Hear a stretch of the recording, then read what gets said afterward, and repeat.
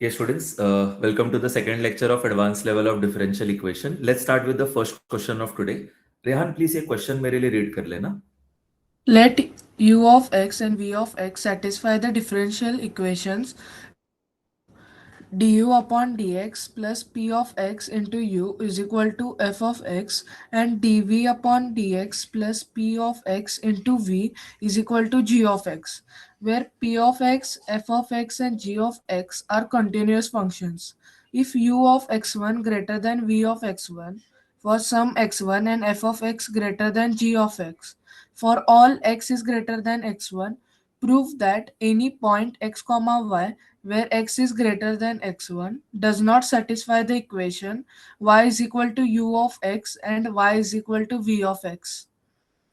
ये स्टूडेंट्स बहुत ही इंटरेस्टिंग क्वेश्चन एंड गाइस इसमें हम लोग लीनियर डिफरेंशियल इक्वेशन का कंसेप्ट यूज करेंगे.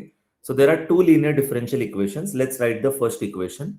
गाइस यहाँ पे हमें इक्वेशन दिया है du by dx plus p of x into u is equal to या फिर into u of x is equal to guys उन्होंने दिया है एफ ऑफ एक्स. अब स्टूडेंट्स आप यहाँ पे देखना कि जब भी लीनियर डिफरेंशियल इक्वेशन होता है तो ये वाला जो फंक्शन है इसको हम p बोल देते हैं and the function on the right hand side is defined as q. अब गाइस कभी भी लीनियर डिफरेंशियल इक्वेशन में हम इंटीग्रेटिंग फैक्टर निकालते हैं. तो स्टूडेंट्स इस केस में इंटीग्रेटिंग फैक्टर हो जाएगा e raise to integration of p dot dx. Now guys, what is function p? The value of function p is actually p of x. So integrating factor in this case will simply be e raised to integration of p of x dot dx. अब यारो एक बार आपको integrating factor मिल गया तो आपका जो solution है वो आपको लिखना चाहिए.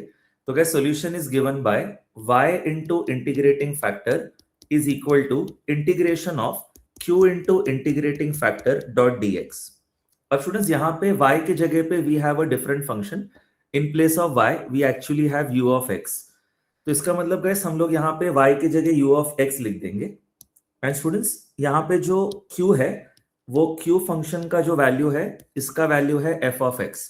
आप यहाँ देख सकते हो that q is actually equal to f of x and y के जगह हमने लिख दिया u ऑफ x. अब स्टूडेंट्स इंटीग्रेटिंग फैक्टर भी सब्स्टिट्यूट कर देते हैं. तो u of x into e raised to integration of p of x dx. This will be the left hand side of this equation. And right hand side में guys आ जाएगा integration of guys q की value है f of x. So this will become f of x into integrating factor is e raised to integration p of x dot dx. And guys यहाँ पे एक और dx रहेगा. अब guys ये हमारा solution है. अब हमने कल भी एक ऐसा एडवांस का क्वेश्चन किया था जिसमें इस सॉल्यूशन को हमने मॉडिफाई करके लिख दिया था. So how can you modify this equation, guys? Rather than writing integration on the right hand side, you can actually write this entire equation in the form in which you take derivative on the left hand side. Basically, guys, अगर आप दोनों तरफ derivative लेते हो with respect to x, तो LHS में आ जाएगा d by dx of u of x into e raised to integration of p of x dx. This will be my LHS. And guys right side में आप derivative लोगे तो integration and derivative will cancel. तो right side में सिर्फ बचेगा f of x into e raise to integration of p of x dot dx. अब guys ये हमारा इक्वेशन है.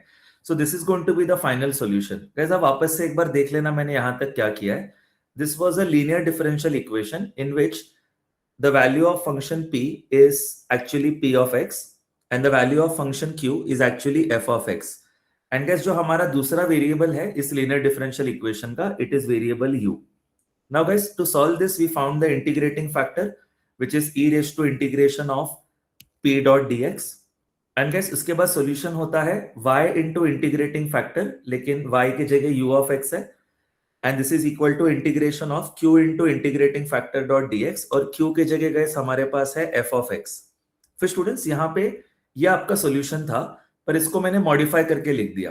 Rather than writing integration on the right hand side let's take derivative on both hand side both sides. जिससे क्या होगा आपका right side में integration और डेरिवेटिव कैंसिल हो जाएगा और लेफ्ट साइड में बचेगा d by dx of u of x into e raised to integration p of x dx. तो लेफ्ट साइड में डेरिवेटिव लिया और राइट साइड में डेरिवेटिव लेंगे तो राइट साइड में इंटीग्रेशन और डेरिवेटिव कैंसिल होगा. this is the function that will remain f of x into e raised to integration of p of x dx. अब guys this is the solution of the first equation. अब ऐसे ही guys similarly हमारे पास second equation है, तो उसमें उन्होंने क्या दिया है, उसमें उन्होंने दिया है dv by dx plus p of x into v of x is equal to g of x. तो गैस इसका जो सॉल्यूशन है वो एग्जैक्टली इसी फॉर्म में आ जाएगा, बस फर्क क्या होगा, ये जो u ऑफ x है उसके जगह आ जाएगा v of x, and guys ये जो f ऑफ x है उसके जगह पे आ जाएगा g ऑफ x. तो हम डायरेक्टली इसका सॉल्यूशन लिख देते हैं. तो डायरेक्टली गैस इसका सॉल्यूशन आ जाएगा, सेम फॉर्म में लिखता हूं, d by dx of v of x into e raised to integration of p of x dx. This will be left hand side. And guys right hand side में f of x के जगह g of x आ जाएगा, and g of x into e raise to integration of p of x dx. तो guys ये हमारे पास दो solution आ गए. यहाँ पे मैं जो इक्वेशन 1 लिख रहा हूं, this is the solution of the first differential equation, and guys ये जो इक्वेशन 2 है it is the solution of the second differential equation. दोनों सेम फॉर्म में ही है, बस फर्क क्या है, इस फंक्शन में u ऑफ x है और इस फंक्शन में v ऑफ x है, एंड गैस इस सॉल्यूशन में f ऑफ x है और नीचे वाले सॉल्यूशन में आपके पास g ऑफ x है. अब गैस हम क्या करेंगे, दोनों इक्वेशन को सबट्रैक्ट कर देंगे. तो I will write equation 1 minus equation 2. इससे गैस क्या होगा, लेफ्ट हैंड साइड में डेरिवेटिव के अंदर हमें मिलेगा d by dx of u of x minus v of x whole multiplied by e raise to integration of p of x dx. ठीक है, ये LHS आ गया, एंड गैस RHS में हमें मिल जाएगा f of x minus g of x whole multiplied by e raise to integration of p of x dx. तो देखो गैस अभी तक मैंने बस लीनियर डिफरेंशियल इक्वेशन सॉल्व किया है, और जो मुझे दो सॉल्यूशन मिले वो दोनों सॉल्यूशन को मैंने सबट्रैक्ट कर दिया. अब गैस ऐसा करने का फायदा क्या है, उन्होंने हमें क्वेश्चन में बोला है that for some x which is greater than x1 f of x is actually greater than g of x. ऐसा क्वेश्चन में दिया है. तो गैस क्योंकि उन्होंने बताया है कि f of x is greater than g of x, तो अगर हम कोई ऐसा x ले लें which is greater than x1, तो फिर ये जो टर्म है वो पॉजिटिव आ जाएगा, क्योंकि f of x is greater than g of x, तो ये टर्म पॉजिटिव आ जाएगा. एंड गैस ये तो ऑलरेडी पॉजिटिव टर्म है, because e raise to anything will become actually a positive number. तो बेसिकली ये भी पॉजिटिव है और ये भी पॉजिटिव है, which means that the derivative of this entire function will be greater than 0. So basically guys, I would write that d by dx of, inside the bracket we have u of x minus v of x multiplied by e raised to integration of p of x dx. इसका जो derivative होगा guys, it will actually come out as greater than 0. guys ये कब होगा इसका derivative greater than 0? when x is greater than x1. तो guys जब x की वैल्यू greater than x1 है, तब f of x greater than g of x, ऐसा क्वेश्चन में दिया है, तो this term will become positive. e raised to anything is already positive, so these two terms are positive, so which means that the derivative of this entire function is actually greater than 0, क्योंकि वो right side में positive आ रहा है. तो basically this entire term will also be positive. अब guys मैंने कल आपको सिखाया था that whenever derivative of any function is greater then 0, तो इसका मतलब यारो वो फंक्शन इंक्रीजिंग होगा. तो this means that this entire function will be a increasing function. तो let me write this down, u of x minus v of x whole multiplied by e raise to integration of p of x d of x will be an increasing function. So this is an increasing function. Guys ये हमने कल के lecture में discuss किया था कि जब भी किसी भी फंक्शन का डेरिवेटिव ग्रेटर देन 0 आ जाए तो फंक्शन एक इंक्रीजिंग फंक्शन होगा. अब गैस अगर ये एक इंक्रीजिंग फंक्शन है, तो इसका मतलब जैसे जैसे x की वैल्यू बढ़ती जाएगी, ये फंक्शन की वैल्यू बढ़ती जाएगी. तो मैं अज्यूम कर लेता हूं कि कोई एक ऐसा x है which is actually greater than x1, तो वो x का वैल्यू अगर मैंने इसमें सब्स्टिट्यूट कर दिया, तो उस फंक्शन की वैल्यू ज्यादा होगी एज कंपेयर टू अगर मैं यहाँ पे x के जगह x1 सब्स्टिट्यूट कर दूं. फिर से बताता हूं गाइस, अगर मैं यहाँ पे हर एक टर्म में x के जगह x1 सब्स्टिट्यूट कर दूं, तो उससे जो वैल्यू आएगा वो वैल्यू से ज्यादा बड़ी वैल्यू हो जाएगी जब मैं यहाँ पे हर एक x के जगह ऐसा x सब्स्टिट्यूट कर दूं which is greater than x1. Because guys ये इंक्रीजिंग फंक्शन है। तो what do you mean by increasing function, कि जब x की वैल्यू बढ़ती जाएगी तो ये फंक्शन की वैल्यू भी बढ़ती जाएगी, which means that u of x minus v of x whole multiplied by e raise to integration of p of x dx will definitely be greater than u of x1 minus v of x1 multiplied by e raised to integration of p of x1 into dx। Okay guys, तो आप यहां पे please समझना कि ये मैंने ऐसे क्यों लिखा, बिकॉज गाइस यहां पे x की value definitely greater than x1 है। तो जब x की वैल्यू हम ग्रेटर देन x1 सब्स्टिट्यूट करेंगे तो ये फंक्शन की वैल्यू भी पूरी ग्रेटर हो जाएगी एज कंपेयर टू इस फंक्शन की value, because function is increasing. Guys increasing function का मतलब क्या होता है कि जैसे जैसे आप x की वैल्यू ज्यादा बढ़ाते जाओगे तो फंक्शन की वैल्यू भी बढ़ती जाएगी। तो if I take some x which is actually greater than x1, तो my function की value at this location will be greater than the function की वैल्यू at this location। तो guys मैं वही कर रहा हूं, फंक्शन की value at some location x is greater than function की value at some location x1 given that x should be greater than x1। यही डेफिनेशन है इंक्रीजिंग फंक्शन का। अब इस क्वेश्चन में उन्होंने ये भी बोला है कि u of x1 is actually greater than v of x1। इसका मतलब गैस ये ब्रैकेट पॉजिटिव हो जाएगा और e raise to anything already positive है, तो गैस RHS पूरा पॉजिटिव आ जाएगा।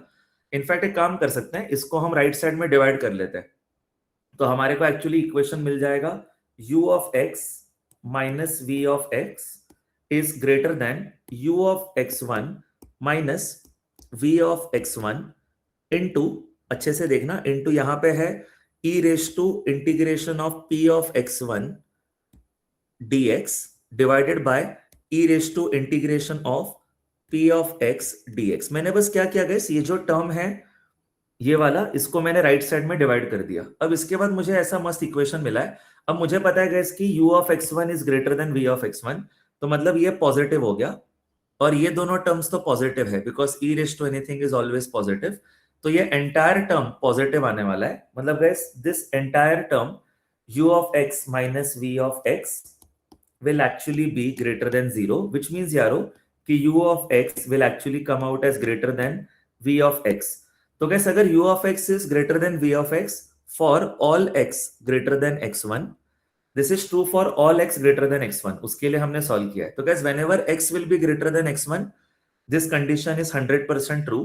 इसका मतलब u of x can never be equal to, it can never be equal to v of x, which means दोनों की वैल्यू साथ में y नहीं हो सकती। तो यही उन्होंने बोला था लास्ट स्टेप में कि प्रूफ करो that whenever x is greater than x1 it does not satisfy the equation y equal to u of x and y equal to v of x। इसका मतलब गाइस इन दोनों की value साथ में y नहीं हो सकती, मतलब इन दोनों की वैल्यू सेम नहीं हो सकती, बिकॉज मैंने आपको ऊपर प्रूफ किया कि u of x will always be greater than v of x for any x which is greater than x1। Guys आपको अभी एक ग्रैंड समरी देता हूं so that you are more confident about this question। इसमें guys हमारा linear differential equation का concept revise हुआ।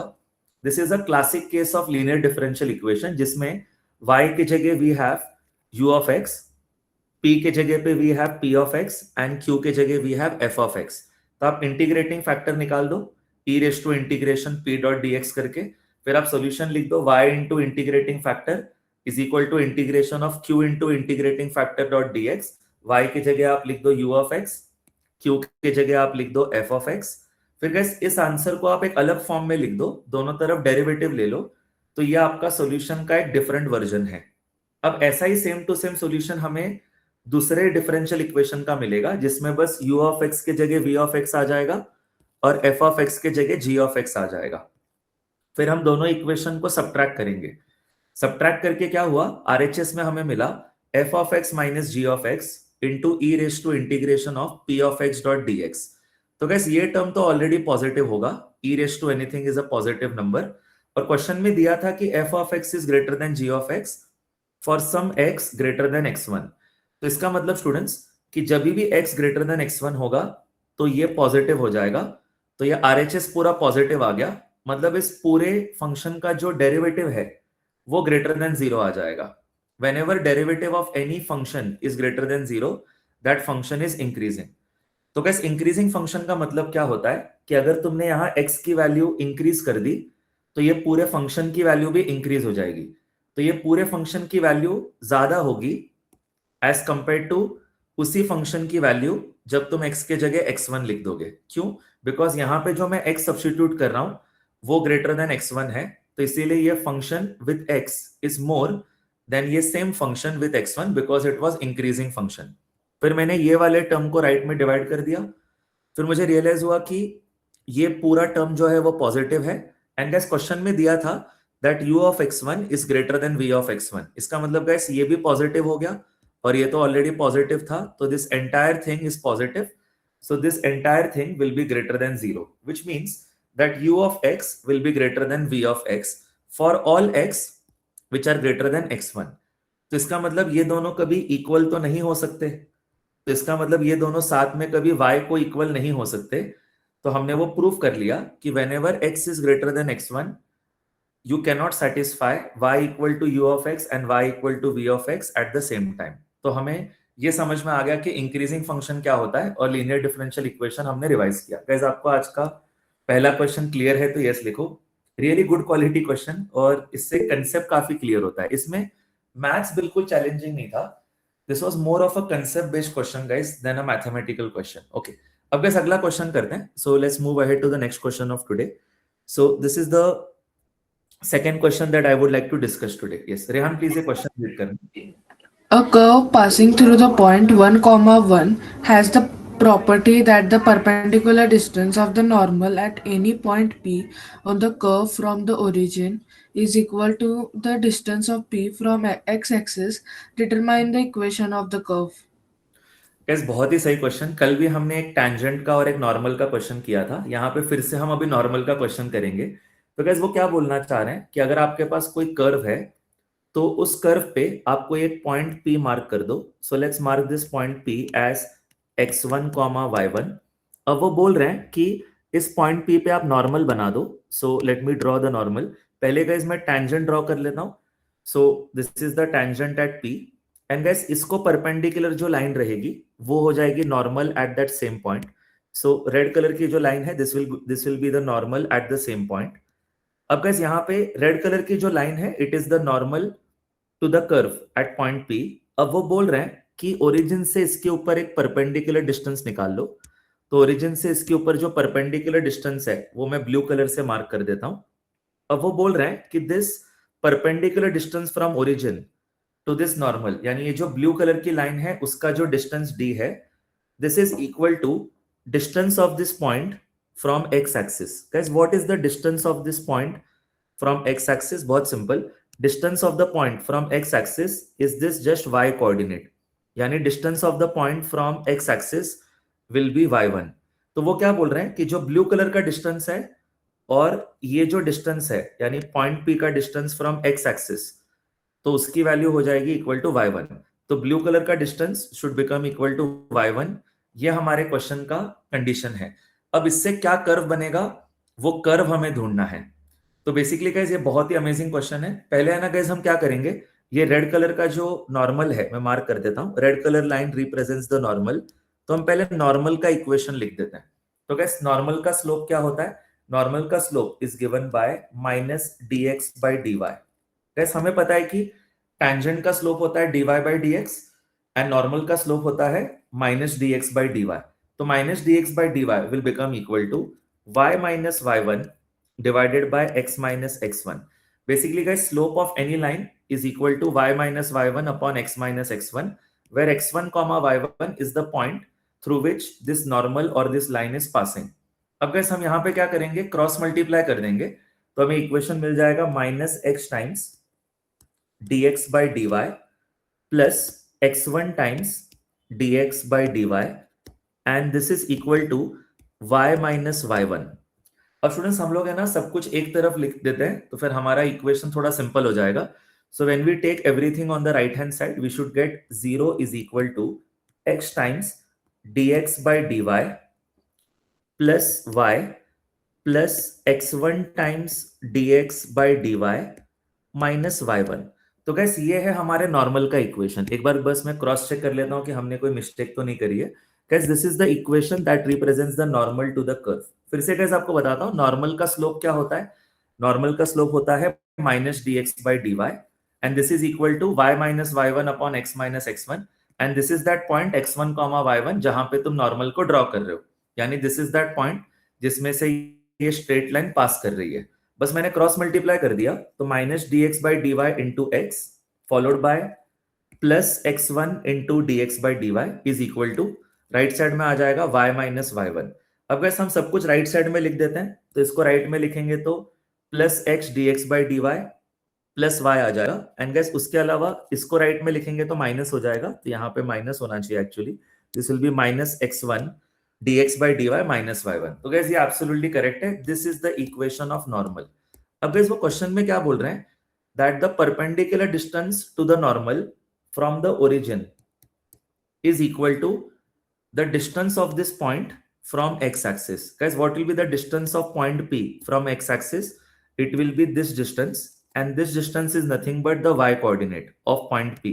So basically, guys, distance of point P from x-axis will be y1, and distance of the normal from the origin will be this blue color line. And उसका distance हम कैसे निकालेंगे? Guys, हमें पता है whenever we want to find perpendicular distance from a point to a line, हम क्या करेंगे, इस पॉइंट को लाइन के इक्वेशन में सब्स्टिट्यूट कर देंगे। तो पॉइंट है 0,0, तो हम क्या करेंगे, इसके अंदर 0,0 सब्स्टिट्यूट कर देंगे इन place of x and y।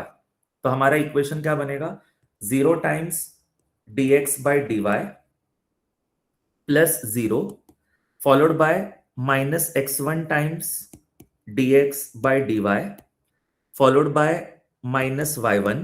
ये हमारा न्यूमरेटर हो गया, एंड गैस डिनोमिनेटर में हम क्या लिखते हैं, under root of a square plus b square. जब भी हम डिस्टेंस लेते हैं from a point to a straight line, हम पॉइंट को लाइन के इक्वेशन में सब्स्टिट्यूट करते हैं, एंड हम divide by under root of x के कोएफिशिएंट का स्क्वायर प्लस वाई के कोएफिशिएंट का स्क्वायर करते हैं। तो divide by under root of x के कोएफिशिएंट का स्क्वायर प्लस वाई के कोएफिशिएंट का स्क्वायर, तो डिवाइडेड बाय हो जाएगा under root of dx by dy whole square plus 1 square. So guys, this is the perpendicular distance from the origin to the normal, and this is equal to what? This is equal to distance of point P from x-axis. What is distance of point P from x-axis?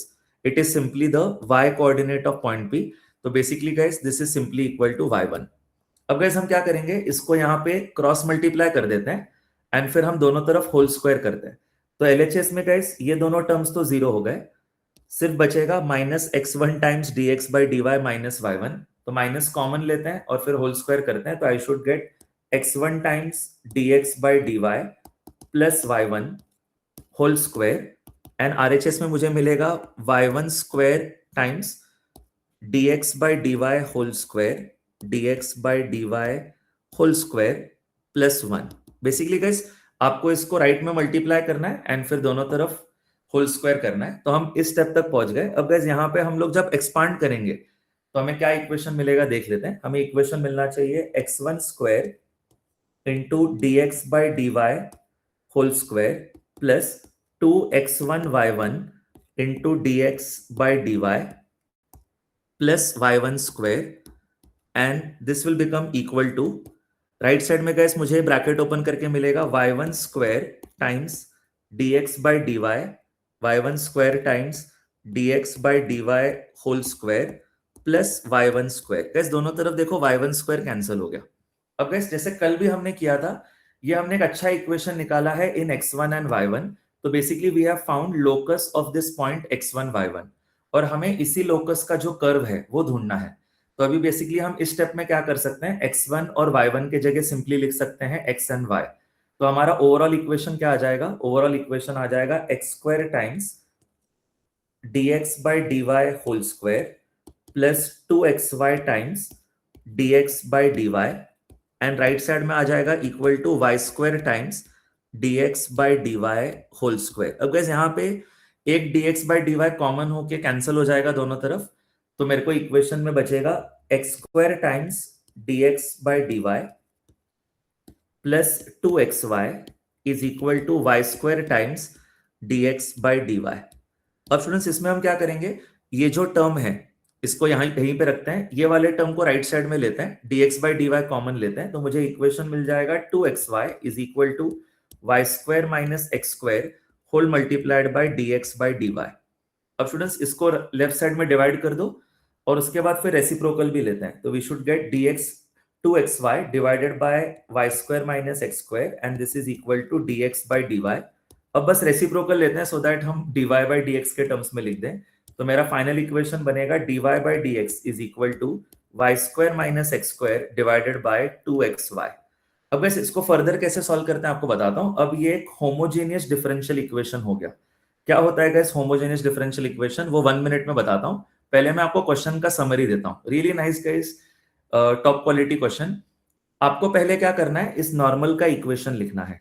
तो how to find equation of normal, slope of normal होता है minus dx by dy and this is equal to y minus y1 upon x minus x1। तो इससे आपको equation of normal मिल जाएगा। सो gas ये है आपका इक्वेशन ऑफ नॉर्मल। अब उन्होंने बोला है perpendicular distance from origin to this normal is equal to the distance of point P from x-axis. So what will be distance of point P from x-axis? It will be this line, and this line is nothing but the y-coordinate of point P. So distance of point P from x-axis will be y1, and distance from the origin to the normal can be found by substituting this point into the equation of line divided by under root of coefficient of x का square plus coefficient of y का square. तो आपको ये point जो है वो normal के equation में सब्स्टिट्यूट करना है। इसका मतलब इस रेड कलर के इक्वेशन में इसको और इसको दोनों को 0 0 सब्स्टिट्यूट करना है, एंड वो हमने लिख दिया यहाँ पे upon under root of x के कोइफिशिएंट का स्क्वायर प्लस y के कोइफिशिएंट का स्क्वायर। तो this is the perpendicular distance from origin to the normal and it is equal to the distance of point P from x axis which is the y coordinate of point P which is y1। फिर बस मैंने इसको right side में multiply कर दिया और दोनों तरफ होल स्क्वायर कर दिया, ब्रैकेट एक्सपांड किया, कुछ टर्म्स कैंसिल हुए और मुझे यहाँ पे रियलाइज हो गया कि now this is clearly an equation only in x1 and y1 because this is an equation in x1 and y1। तो now this is just the locus of x1 comma y1। तो अब मैं x1 और y1 की जगह बस x और y substitute कर दूंगा, तो मुझे ये एक अच्छा इक्वेशन मिल जाएगा। फिर यहाँ पे dy बाई dx एक कॉमन लेके कैंसिल कर दो, थोड़ा रीअरेंज करो, तो आपके पास एंड में ये इक्वेशन बचता है। अब इसको सॉल्व करना है। Guys this is a homogeneous differential equation. क्या होता है homogeneous differential equation? If all the terms have the same power. देखो गाइस यहाँ पे पावर 2 है, दिस इज ऑल्सो पावर 2, यहाँ पे भी गाइस पावर में 1 एंड 1 है, तो 1 प्लस 1 2 हो गया।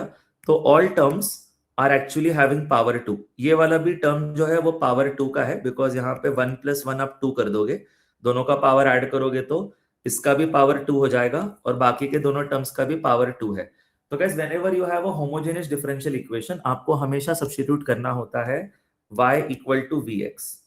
तो इसका मतलब गाइस आप यहाँ पे डेरिवेटिव लोगे तो क्या इक्वेशन बनेगा? dy by dx will become equal to v plus x dv by dx। ये मैंने गाइस प्रोडक्ट रूल लगा दिया on the right hand side. x का डेरिवेटिव 1, तब v सेम रहेगा, तो 1 into v is v plus फिर आप x को सेम रखो यारो और v का डेरिवेटिव आ जाएगा dv बाई dx। तो guys this is the value of dy by dx, v plus x dv by dx। तो इसके जगह लिख देंगे v plus x dv by dx and guys right side में भी सब्स्टिट्यूट कर देंगे, तो v plus x dv by dx is equal to right side में गाइस आपको y equal to vx substitute करना है, तो ये हो जाएगा v square x square minus x square and नीचे आ जाएगा 2x इंटू वी एक्स। तो यहाँ पे गाइस ऊपर मैं एक्स स्क्वायर कॉमन ले लेता हूँ, तो v square minus 1 multiplied by x square and नीचे भी आएगा 2x इंटू वी एक्स, तो उसको हम लिख देंगे 2v इंटू एक्स स्क्वायर। तो गाइस ये एक्स स्क्वायर कैंसिल हो गया। अब हम क्या करेंगे गाइस, ये जो v का टर्म है उसको राइट साइड में लिख देंगे, तो यहाँ आ जाएगा x dv by dx is equal to v square minus 1 upon 2v and इस टर्म को आप राइट साइड में लिखोगे तो वो माइनस v हो जाएगा। Now let's cross multiply. तो स्टूडेंट्स हमारे को इक्वेशन क्या मिलेगा? x dv by dx is simply equal to, यहाँ पे क्रॉस मल्टीप्लाई करके V square minus 1 minus 2 V square आएगा which is minus 1 minus V square, तो माइनस कॉमन लेते हैं, ब्रैकेट में 1 plus v square upon 2v। अब स्टूडेंट्स यहाँ पे फिर से क्रॉस मल्टीप्लाई कर दो तो आपको लेफ्ट साइड में मिलेगा 2v upon 1 plus v square dv and this is equal to minus dx upon x. This is absolutely right. अब बस गाइस दोनों तरफ इंटीग्रेशन करेंगे. यारो देखो इसका इंटीग्रेशन आसान है. क्यों? बिकॉज यहाँ लेफ्ट हैंड साइड में अगर आपने इसको t सब्स्टिट्यूट कर दिया तो उसका एग्जैक्ट डेरिवेटिव न्यूमरेटर में है. तो if you substitute 1 plus v square equal to t, तो उसका derivative 2v dv will become dt. तो ये हो जाएगा dt, दिस इज t. तो dt अपॉन t का इंटीग्रेशन आ जाएगा log of t to the base e. t की वैल्यू क्या है? 1 प्लस वी स्क्वायर. तो आप लिख दो log of 1 plus v square to the base e, and this is equal to minus 1 upon x का integration log of x to the base e. And guys मैंने आपको बताया कि if both the answers are in logarithm, तो आप यहाँ पे जो कांस्टेंट ऑफ इंटीग्रेशन है उसको लिख दो log of c to the base e, just to make things easy. अब गैस इस लॉगरिथम के टर्म को लेफ्ट में लिखते हैं तो वो प्लस हो जाएगा. तो I should get log of 1 plus v square to the base e plus log of x to the base e. ठीक है, ये LHS हो गया. एंड RHS में आएगा log of c to the base e. अब गैस यहाँ पे दो लॉगरिथम के बीच में एडिशन है, तो आप यहाँ अंदर के टर्म्स मल्टीप्लाई कर दो, तो आपको फाइनल आंसर मिलेगा log of 1 plus v square multiplied by x, and this is to the base e, and this is equal to log of c to the base e.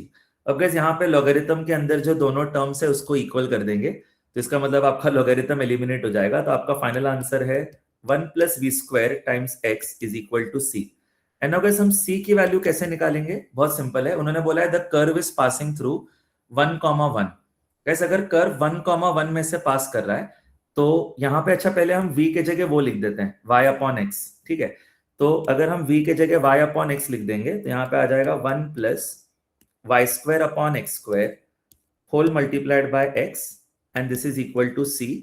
And फिर यहाँ पे आप LCM ले लो तो आपको मिलेगा x square plus y square is equal to cx. ये आपको मिल जाएगा. Guys this should be the final answer. But guys the curve is passing through 1,1, तो आप x के जगह 1 और y की जगह 1 सब्स्टिट्यूट कर दो, तो आपको c का वैल्यू मिल जाएगा 2. तो बेसिकली गाइस आपका फाइनल आंसर आएगा, और ये सही आंसर है. मैंने क्रॉस चेक कर लिया था guys before the lecture. x square plus y square equal to 2x आ गया. This is the curve that is going to satisfy the given condition. So basically guys this is the locus of all points that are satisfying the condition where the distance of the normal from the origin is equal to the distance of the point from the x axis. फिर से बोलता हूं, जो हमारा final answer आया है x square plus y square minus 2x equal to 0, this is the locus of all points which are satisfying the condition that the normal drawn at that point and the distance of that normal from the origin is equal to the distance of that point from the x axis. सो ये condition satisfy करने वाला जो locus है उसका ये answer है. Guys कितना amazing वाला क्वेश्चन था ये भी. अगर आपको ये क्लियर हो गया तो यस लिख देना.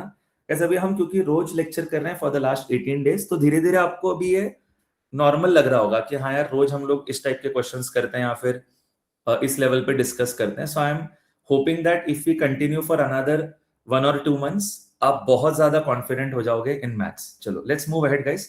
सबको ये क्वेश्चन क्लियर है तो एक बार यस लिख देना. आज का थर्ड क्वेश्चन करते हैं. रेहान मेरी वॉइस ठीक से आ गई थी लेक्चर में अभी तक? Yes sir. चलो थैंक यू रेहान. ओके, तो गाइस नेक्स्ट क्वेश्चन करते हैं. First question was about linear differential equation, second question was about homogeneous equation. अब guys third question is about how differential equations can be solved to understand population growth और basically any type of growth. चलो इस question को हम solve करते हैं. रेहान ये question read करना. A country has a food deficit of 10. Its population grows continuously at a rate of 3% per year. Its annual food production every year is 4% more than that of the last year. Assuming that the average food requirement per person remains constant, prove that prove that the country will become self-sufficient in food after n years, where n is the smallest integer bigger than or equal to log of 10 to the base e minus log of 9 to the base e upon log of 1.04 to the base e minus 0.03. Yes thank you Rehan. Guys देखो ये question में उन्होंने बोला है that a country has food deficiency of 10%. ठीक है, तो basically guys यहाँ पे जो भी कंट्री है वहां पे पॉपुलेशन ज्यादा है और उनके लिए फूड कम है, तो 10% डेफिशिएंसी है। अब गाइस यहाँ पे क्वेश्चन नंबर 3 है आज का, overall I think question number 7 of advance level of this chapter. तो पहले गाइस हम पॉपुलेशन को समझते हैं। उन्होंने क्या बोला है, population is growing continuously eight a rate of 3% per year. कैसे अगर कभी भी ऐसे बोला है कि पॉपुलेशन या फिर कोई भी क्वांटिटी इज कंटिन्यूसली ग्रोइंग, तो फिर हमें इंटीग्रेशन करके आंसर निकालना जरूरी है, बिकॉज वो ग्रोथ जो है वो in regular intervals of time नहीं है, वो ग्रोथ जो है वो कंटिन्यूस है। तो इसका मतलब guys, if the population is P at any time, तो DP by D will be proportional to 1 point, नहीं, dp by dt will be proportional to the current population, and यहां पे उन्होंने बोला है कि वो 3% से इंक्रीज हो रहा है एवरी ईयर। तो इसका मतलब मैं डायरेक्टली बोल सकता हूं दैट जो रेट कांस्टेंट है वो आ जाएगा 1.03, which can also be written as dp by dt is equal to 1.03 times p। guys ये absolutely correct way of representing the situation होगा कि increase in population per year will be 3% of the actual population. तो 3% होगा तो 1.03 लिखना नहीं चाहिए, हमें लिखना चाहिए 0.03। कैसे ये सही रिप्रेजेंटेशन हो गया। अब स्टूडेंट्स यहाँ पे इसको सॉल्व कैसे करेंगे हम लोग, यहाँ पे बस क्रॉस मल्टीप्लाई करेंगे और दोनों तरफ इंटीग्रेशन कर लेते हैं। तो we should get dp by 0.03 p is equal to dt। Let's integrate on both sides. अब गाइस यहाँ पे 1 अपॉन p का इंटीग्रेशन क्या होगा, 1 अपॉन p का इंटीग्रेशन हो जाएगा log of p to the base e। तो LHS में आ जाएगा log of p to the base e, and denominator में आएगा 0.03, एंड राइट साइड में गाइस dt का इंटीग्रेशन t आ जाएगा। अब हम लिमिट्स ऑफ इंटीग्रेशन सब्स्टिट्यूट कर देंगे। उससे पहले गाइस आप क्वेश्चन के कंडीशन को समझना। Change in population per year is 3% of the current population. तो इसीलिए मैंने इक्वेशन बहुत अच्छे से बना दिया कि dp बाई dt यानी increase in population per unit time, यानी increase in population per year is equal to 3% of the population in that year. 3% मतलब 0.03 हो गया, तो 0.03 टाइम्स p। फिर मैंने इसको लेफ्ट में डिवाइड कर दिया और dt को राइट में मल्टीप्लाई कर दिया, दोनों तरफ इंटीग्रेशन कर लिया। गैस मैं इंटीग्रेशन क्यों कर रहा हूं, because the growth in population is continuous. तो कभी भी कोई चीज कंटिन्यूसली इंक्रीज कर रही है तो हमें इंटीग्रेट करके आंसर निकालना चाहिए। तो 1 अपॉन पी का इंटीग्रेशन आ जाएगा log of p to the base e, और डिनोमिनेटर में 0.03 रहेगा, एंड गैस राइट साइड में dt का इंटीग्रेशन आ जाएगा t। अब गैस लिमिट्स ऑफ इंटीग्रेशन क्या होंगे, when time goes from 0 to t, the population of the country will go from p naught to some value p, where p naught is the original population, मतलब p naught is the population at time t equal to 0। तो gas LHS में क्या आ जाएगा, LHS में upper limit minus lower limit करोगे तो log of p minus log of p naught हो जाएगा, एंड दो लॉगरिथम के बीच में सब्सट्रैक्शन रहा तो फिर हम लोग डिवाइड करते हैं। तो LHS में डायरेक्टली लिखेंगे log of p upon p naught to the base e is equal to, इस 0.03 को राइट में मल्टीप्लाई कर देते हैं, तो 0.03 टाइम्स, फिर यहाँ पे upper limit minus lower limit करो, t माइनस 0 इज t, तो 0.03 टाइम्स t आ गया। अब गाइस यहाँ पे this should be the equation that represents the growth of population in this country. Now guys इसको और फर्दर सॉल्व करते हैं। हम क्या करेंगे, जो बेस ऑफ लॉगरिथम है उसको राइट साइड में लिख देते हैं। So if I take this base on the other side, तो दिस विल बिकम पावर। तो मेरा इक्वेशन बन जाएगा p upon p naught is equal to e raised to 0.03 times t। अब p नॉट को भी राइट में मल्टीप्लाई कर दो, तो basically guys this will be the population at any point of time. Any point of time पे population p हो जाएगा equal to p naught times e raised to 0.03 t। Guys ये हमारा फाइनल इक्वेशन है that represents the growth of population with time t। अब guys ऐसे ही food का भी जो प्रोडक्शन है वो भी ग्रो होने वाला है। तो उन्होंने क्या बोला है, the food production is growing every year at 4% more than the previous year।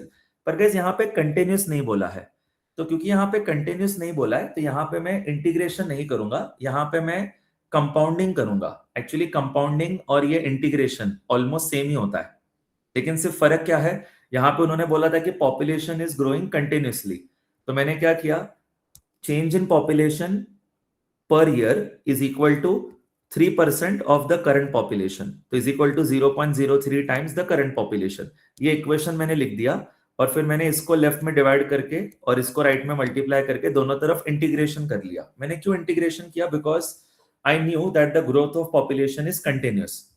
लेकिन गाइस जो फूड का प्रोडक्शन का ग्रोथ है वहां पे कंटिन्यूस वर्ड नहीं है, तो वहां पे एवरी ईयर में बस 4% ऐड हो रहा है।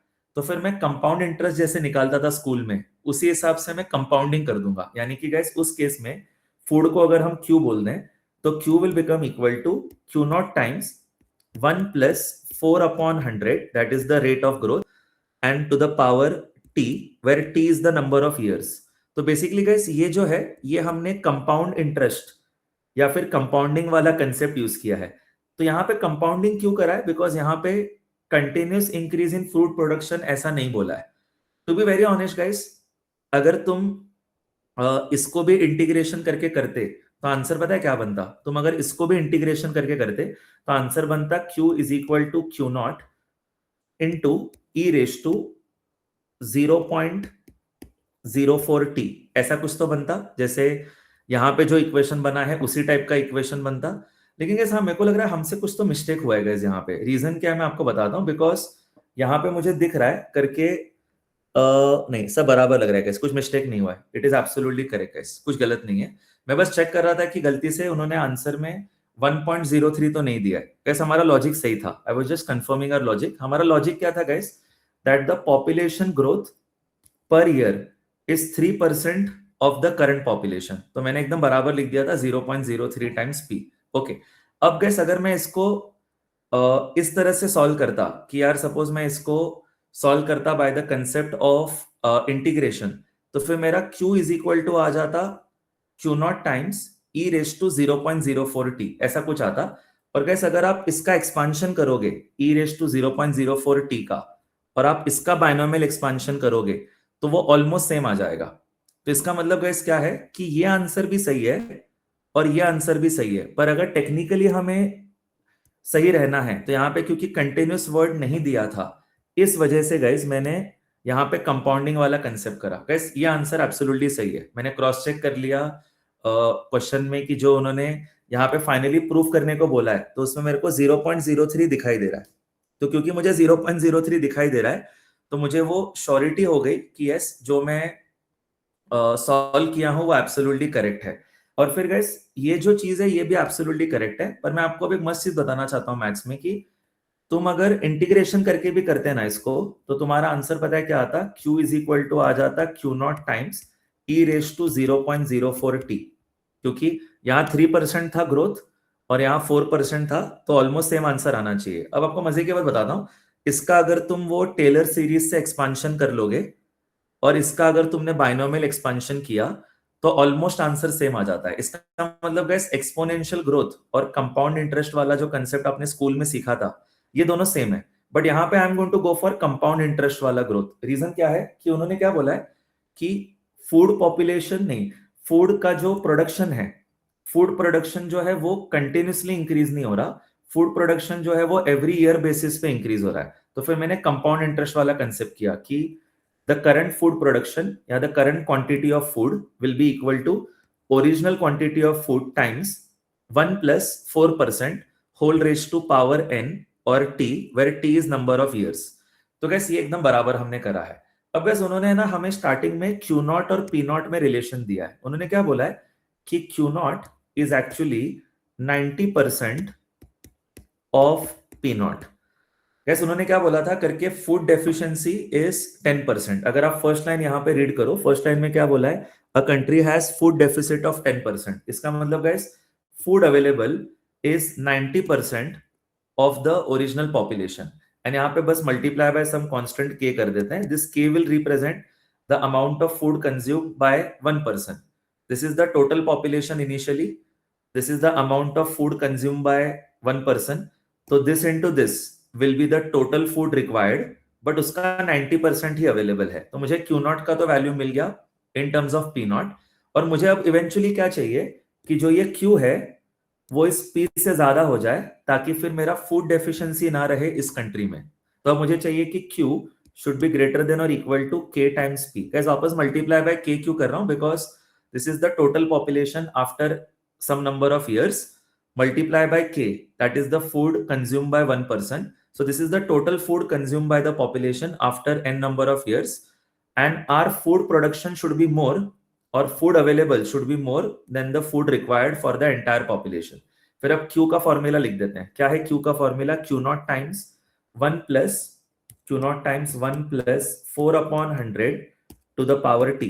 गैस फिर से आपको एक चीज बोलता हूं, अगर आप इसको इंटीग्रेशन करके करते तो आंसर आता Q equal to Q naught e raise to 0.04 t. Guys ये भी गलत नहीं होता, ये भी सही होता, बस क्योंकि उन्होंने कंटिन्यूस वर्ड वहां पे नहीं दिया था इसलिए मैंने इंटीग्रेशन नहीं किया, तो मैंने कंपाउंडिंग कर दिया जो हम स्कूल में करते थे, जो हम एवरी ईयर बेसिस पे करते हैं, और यहाँ पे मैंने इंटीग्रेशन कर दिया बिकॉज पॉपुलेशन कंटिन्यूसली इंक्रीज हो रहा है, ऐसा उन्होंने बोला था.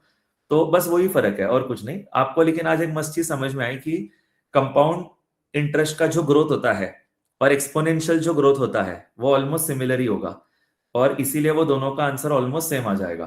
तो अब यहाँ पे मैंने कंपाउंडिंग के हिसाब से लिखा है value of Q, and this should be greater than or equal to k times value of p. What is the value of p? It is p naught times e raised to, it is p naught times e raised to 0.03 t. अब students यहाँ पे हम देख सकते हैं कि बहुत अच्छा इक्वेशन बन गया है, और हमें तो Q नॉट का भी वैल्यू पता है. क्या है Q नॉट का वैल्यू? Q नॉट का वैल्यू है k into 90% of p not. तो इसके जगह लिख देंगे k टाइम्स 90%, मतलब 90 अपॉन 100 को 9 अपॉन 10 लिख दो, तो 9 upon 10 times P not, bracket में 1 plus 4 upon 100. 1 plus 4 upon 100 is nothing but 1.04. यहाँ 1.04 लिख देता हूँ, raise to T, and this should be greater than और equal to, guys this should be greater than और equal to k times P not into E raise to 0.03 T. अब गाइस दोनों तरफ देखो k कैंसिल हो जाएगा, पी नॉट भी कैंसिल हो जाएगा, और मेरे पास एक बहुत अच्छा इक्वेशन बचा है. ये 9 अपॉन 10 जो है इसको राइट साइड में क्रॉस मल्टीप्लाई कर देते हैं, तो I should get the equation as 1.04 times t is greater than और equal to 10 upon 9 times e raise to 0.03 t. अब गाइस यहाँ पे दोनों तरफ लॉगरिथम लेते हैं to the base e. So when I take logarithm on both sides, LHS में मुझे मिल जाएगा log of 1.04 to the base e, and 1.04 raise to t है. दिस इज ग्रेटर देन और equal to, guys right side में there are two terms. First term है 10/9 and second term है e raise to 0.03 t, और दोनों का multiplication है, तो मैं लिख दूंगा log of 10/9 to the base e plus log of e raise to 0.03 t to the base e. Okay, अब guys power inside logarithm comes outside, तो ये t बाहर आ जाएगा, और गाइस यहाँ पे भी जो पावर में 0.03 t है वो बाहर आ जाएगा. तो मुझे लेफ्ट साइड में क्या मिलेगा? मुझे लेफ्ट साइड में इक्वेशन मिल जाएगा t times log of 1.04 to the base e should be greater than और इक्वल टू.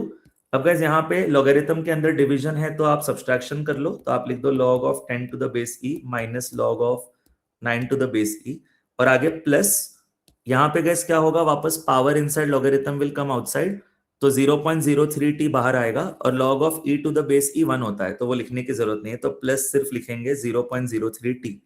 अब स्टूडेंट्स ये वाले टर्म को आप लेफ्ट साइड में लिख दो इस तरफ, और t कॉमन ले लो, तो आपको मिल जाएगा t common inside the bracket you should have log of 1.04 to the base e minus 0.03 times t, and this should be greater than और equal to log of 10 to the base e minus log of 9 to the base e.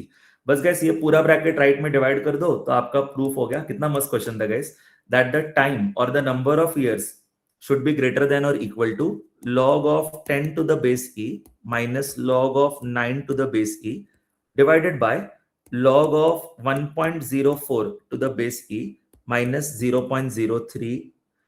अच्छा यहाँ पे मैंने t common ले लिया था तो सिर्फ 0.03 बचेगा इनसाइड द ब्रैकेट, तो यहाँ पे भी सिर्फ 0.03 बचना चाहिए. Guys this is the correct answer, और आप चेक करना एग्जैक्टली यही टर्म उन्होंने दिया है, log of 10 to the base e minus log of 9 to the base e divided by log of 1.04 to the base e minus 0.03. Again top quality question guys, ये आपको clear है तो आप यस लिखना. देखो हमने ऐसे क्वेश्चन सीईटी लेवल पे काफी किए थे जिसमें पॉपुलेशन का ग्रोथ हो रहा था. हाँ वो काफी आसान वाले क्वेश्चन थे, पर उसी का एक्सटेंशन यहाँ पे है. Guys, I think we should do one more question. अभी तक exact 1 hour complete नहीं हुआ है, and हम कल भी 4 questions किए थे, तो let's do one more question. 5-7 minutes में हो जाएगा. So let's do this question, guys. This is going to be about how you can use derivative to understand the rate of change of any function. Yes. Please, Rehan, एक fourth question read करना. A right circular cone with radius r and height h contains a liquid which evaporates at a rate proportional to its surface area in contact with air. Proportionality constant is equal to k, which is greater than 0. Find the time after which the cone is empty. Gas देखो, उन्होंने हमें बताया कि एक right circular cone है and उसके अंदर liquid है, and this liquid evaporates at a rate which is proportional to the surface area that is exposed to air. तो बेसिकली गाइस, सपोज हमारे पास एक राइट सर्कुलर कोन है जो मैं भी यहाँ पे ड्रॉ कर रहा हूँ, एंड इसके अंदर गाइस हम अज्यूम करने वाले हैं कि liquid is filled up to the top of this cone. अब गाइस इसमें है ना, लिक्विड अगर suppose top of the cone तक है, तो इसका मतलब जब हम इंटीग्रेशन करेंगे तो इंटीग्रेशन की लिमिट्स लेते समय हम कैपिटल आर से लेके 0 तक इंटीग्रेशन कर लेंगे, या 0 से कैपिटल आर तक इंटीग्रेशन कर लेंगे, बिकॉज इनिशियली जो वाटर है वो कोन के टॉप तक रहेगा. But guys, just to understand कि थोड़ी देर के बाद वाटर का सरफेस कहाँ रहेगा, मैं यहाँ पे ना वाटर का सरफेस को एक दूसरे हाइट पे मार्क करता हूँ. Let me mark this at some small height h, and guys, let's say the radius of the surface of water is small r. Let's say this distance is small r. Okay guys, what is the overall radius of cone? The overall radius of cone will be capital R, and guys यहाँ पे overall height of cone is capital H. उन्होंने क्या बोला है कि इस कोन में जो वाटर है वो इवेपोरेट होने वाला है, एंड इवेपोरेट होते होते इस कोन के अंदर जो वाटर है वो पूरा चला जाएगा. तो कितना टाइम लगेगा ये होने के लिए, एंड उन्होंने जो वो प्रोपोर्शनलिटी कांस्टेंट है उसको के दिया है. तो बेसिकली गाइस, आपको क्या समझना है कि थोड़ी देर के बाद में जो पानी का हाइट है वो कम हो जाएगा. तो ये कोई पर्टिकुलर टाइम है जहां पे मैंने वाटर मार्क कर दिया है, और वाटर का लेवल अभी गाइस यहां तक पहुंचा है जहां तक हमने मार्क किया है उसको. ठीक है, तो let's say this is the level of water that is available now in the cone. And now guys, let us try to just understand कि कंडीशन क्या दिया है. तो गाइस, उन्होंने क्या बोला है कि rate of evaporation of water, यानी कि change in volume of water per unit time, is proportional to the surface area of water that is exposed to air. तो जब मैं प्रोपोर्शनलिटी हटाऊंगा तो उन्होंने प्रोपोर्शनलिटी कांस्टेंट भी के दिया है. तो I can say that dv by dt is equal to k times surface area. Now guys, what is volume of water inside the cone? तो guys, at this particular location कितना पानी है? At this particular location the volume of water will be 1/3 pi r square h. तो basically guys, at this location we will write d by dt of 1/3 pi small r square small h. Basically guys, volume of cone का formula होता है 1/3 pi are square H. तो जो पानी का volume है it is in the shape of cone. तो वो कोन का वॉल्यूम कितना आ जाएगा? कोन का वॉल्यूम आ जाएगा 1/3 पाई आर स्क्वायर एच. तो ये हमारा पानी का वॉल्यूम है at this particular time, and इसका जो रेट ऑफ चेंज है, यानी कि इसका derivative with respect to time, यानी कि rate of change of volume of water with time, it is equal to k times the surface area of the water at this location. अच्छा guys, what is the surface area of water at this location? It will be simply pi r square. तो this is simply equal to k times pi r square. अब बस guys, यहाँ पे जो ये h है ये भी चेंज होगा विद r. तो h कैसे चेंज होगा r के साथ, वो सिंपल ज्योमेट्री से समझ में आ जाएगा. guys, अगर आपने कोन को वापस रिड्रॉ कर लिया और आपने सिंपल ट्रिग्नोमेट्री यूज किया, तो if this angle is theta, तो this distance was r and this distance was h. तो आप यहाँ पे बोल सकते हो कि tan theta is equal to, ये 90 डिग्रीज है, तो यहाँ पे tan theta will simply become equal to r by h. तो यहाँ पे guys, h के जगह हम क्या लिख सकते हैं? h के जगह लिख सकते हैं r upon tan theta. तो h के जगह लिख सकते हैं r cot theta. और guys, क्या ये थीटा सेम रहेगा during the entire evaporation of water? Yes, ये एंगल चेंज नहीं होने वाला. This is the semi vertical angle of the कोन. फिर से देखना गाइस, जब पानी इस लोकेशन पे है तो the radius of the cone of water will be small r and the height of water is small h.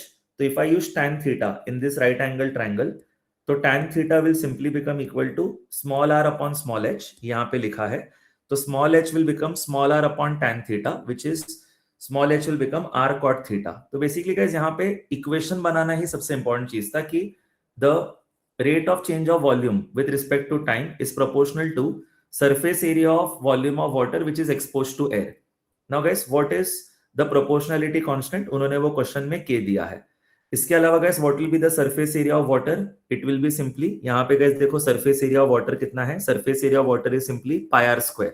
मतलब वो surface area of water लेना है which is exposed to air. तो ये जो ब्लैक कलर का एरिया मैंने mark किया है, it will be simply pi r square. तो सरफेस एरिया की जगह हमें लिखना है pi are square. Volume of water कितना होगा? Volume is in the shape of cone, तो वॉल्यूम ऑफ वाटर हो जाएगा, वॉल्यूम ऑफ कोन का formula 1/3 pi are square h. और ये एच का वैल्यू क्या है? यहाँ राइट साइड में मैंने आपको दिखाया था गाइस, एच का वैल्यू है आर कॉट थीटा, और ये थीटा नहीं चेंज होने वाला, तो इसका मतलब वो बस एक कांस्टेंट है। हाँ, जैसे जैसे आर चेंज होगा एच चेंज होगा, इसीलिए गाइस मेरे को यहाँ पे h के जगह r cot थीटा लिखना जरूरी है। तो मेरा इक्वेशन बनेगा d by d t of 1/3 pi are square into r cot theta. अब गाइस यहाँ आर स्क्वायर और आर हो जाएगा आर क्यूब, तो एक साथ ही लिख देते हैं 1/3 pi R cube cot theta. This should be the answer, 1/3 pi R cube cot theta. Guys ये हमारा इक्वेशन बना एलएचएस में, और आरएचएस में है k times pi are square. अब गाइस इसका डेरिवेटिव लेते हैं, तो इसमें कौन सा टर्म वेरिएबल है? Only r is the variable, theta तो कांस्टेंट है, वो semi vertical angle of cone change नहीं होने वाला, तो थीटा कांस्टेंट है। तो 1/3 पाई थीटा ये कांस्टेंट है, नहीं 1/3 पाई कॉट थीटा ये कांस्टेंट है। और गाइस आर क्यूब का डेरिवेटिव आ जाएगा 3r square into d r by d t. Correct guys, हम पेनल्टी भर देंगे, करेक्ट है। आर क्यूब का डेरिवेटिव गाइस क्या आ जाएगा? आर क्यूब का डेरिवेटिव आ जाएगा 3r स्क्वायर और फिर पेनल्टी भरो d r by d t. और गाइस राइट साइड में क्या है? k times pi are square. Now guys many terms will cancel out, जैसे अब देखो यहाँ पे पाई कैंसल हो रहा है, यहाँ पे 3 कैंसल हो रहा है ऊपर नीचे, और गाइस आर स्क्वायर भी कैंसल हो रहा है। तो मेरे को एंड में कितना अच्छा सा और इजी इक्वेशन बचता है कि cot theta into d r by d t is simply equal to k। अब बस हम लोग क्या करेंगे गाइस, dt को राइट में मल्टीप्लाई करते हैं और दोनों तरफ इंटीग्रेशन करते हैं, तो cot theta into d r is equal to k times dt। अब गाइस मैंने इंटीग्रेट ऑन बोथ साइड्स, मुझे इक्वेशन मिलेगा integration of cot theta into d r. Guys ये बस एक कांस्टेंट है, क्योंकि थीटा एक कांस्टेंट है और ये k भी एक कांस्टेंट है, तो राइट साइड में भी इंटीग्रेशन आसान है। एक्चुअली इसको इंटीग्रेशन के बाहर ही लिख देते हैं गाइस, क्वेश्चन ऑलमोस्ट हो गया। तो आंसर आएगा cot theta integration of d r is equal to k times integration of dt। अब गाइस जब time will go from 0 to t, तो radius of the surface of water will go from capital R to 0। Guys limits of integration बराबर से लिखने हैं। When time goes from 0 to t, तो जब time 0 है तब रेडियस कितना था कोन का? Capital R, correct. And guys आपका मतलब बेसिकली पानी जो है वो पूरा भरा हुआ था टॉप तक, तो पानी का जो आपका रेडियस रहेगा वो मतलब बेसिकली जो पानी कोनिकल शेप में है उसका जो रेडियस रहेगा इनिशियली वो कितना होगा? Capital R। एंड जब टाइम t हो जाएगा तब आपका कोन एम्प्टी हो जाएगा, मतलब पानी पूरा चला गया, तो तब पानी के सरफेस का रेडियस हो जाएगा 0। तो व्हेन टाइम इज 0 तब the surface of water will have a radius of capital R, and when time is t the surface of water will vanish, मतलब पूरा इवेपोरेट करना है पानी को, the radius of surface of water will become 0। तो guys यहाँ पे ये इक्वेशन बराबर है, हमें बस स्टार्टिंग से क्या करना चाहिए? माइनस साइन लगाना चाहिए था। रीजन क्या है कि volume is going to decrease with time. यहाँ पे जब मैंने प्रोपोर्शनल टू s लिखा है, तो मुझे यहाँ लिखना चाहिए प्रोपोर्शनल टू माइनस s, या फिर मुझे ऐसा लिखना चाहिए minus dv by dt is proportional to s। तो यहाँ सब जगह माइनस साइन लगाते जाता हूँ, ठीक है। इससे क्या होगा गाइस, एंड में आपको पॉजिटिव आंसर मिल जाएगा टाइम का। तो दिस इज लॉजिकल कि volume is going to decrease with time, therefore यहाँ पे हमें माइनस साइन लगाना चाहिए। तो वो माइनस साइन हम लगाते गए, तो एंड तक आप ये माइनस साइन लगाते जाओ, ठीक है। तो अब यहाँ पे आपको इसलिए फिर पॉजिटिव आंसर मिलेगा। तो dr का इंटीग्रेशन क्या हो जाएगा? r and upper limit 0 minus lower limit capital R, तो यहाँ आ जाएगा माइनस कॉट थीटा। dr का integration will become r, upper limit minus lower limit करो तो ब्रैकेट में आ जाएगा 0 minus capital R। And guys right side में है हमारे पास k टाइम्स dt का इंटीग्रेशन आ जाएगा t, upper limit minus lower limit करो तो t माइनस 0 आ जाएगा। अब गाइस देखो यहाँ पे माइनस इंटू ये माइनस प्लस हो जाएगा, तो आपको फाइनल आंसर मिलेगा capital R cot theta is equal to k times t। तो कैसे टाइम निकालने को बोला था, तो मेरा फाइनल आंसर आ जाएगा टाइम का capital R cot theta upon k। कैसे क्वेश्चन कंप्लीट हो गया, बस आपको अभी cot थीटा को सब्स्टिट्यूट करना है। कैसे cot थीटा क्या होगा, वो सेम डायग्राम में वापस चले जाओ, हमें फाइनल आंसर लिखना है in terms of capital R and capital H। तो गैस अगर ये थीटा है तो आप अगर बड़ा ट्रायंगल कंसीडर कर लो यहाँ पे, तो what will be cot theta, cot theta will be adjacent upon opposite, तो cot थीटा हो जाएगा capital H upon capital R। तो cot theta can be written as capital H upon capital R। तो मेरा टाइम का answer आ जाएगा R into capital H upon k times capital R। फिर गाइस ये R कैंसिल हुआ तो मेरा टाइम आ गया h by k। Guys this is absolutely the correct answer. This is the time required for the entire water to evaporate from this cone. सबको अगर चारों क्वेश्चन क्लियर है, चारों अलग अलग टाइप के थे, तो आप प्लीज चैट बॉक्स पे यस लिख दो। यहाँ पे लेक्चर क्लोज करते हैं। Hopefully will have a lecture tomorrow as well. Will continue with this chapter guys. Okay, thank you so much guys for attending. I hope you are having fun in these advance lectures. इससे maths और thinking capacity और overall concept काफी improve होता है। अगर आप same fighting spirit रखते हो तो प्लीज कल भी लेक्चर पे आ जाना, मेरे को अटेंडेंस भेज देना अपूर्व या पुरुषोत्तम। Yes sir. चलो, thank you so much. I will see you tomorrow guys. Thank you so much, bye bye.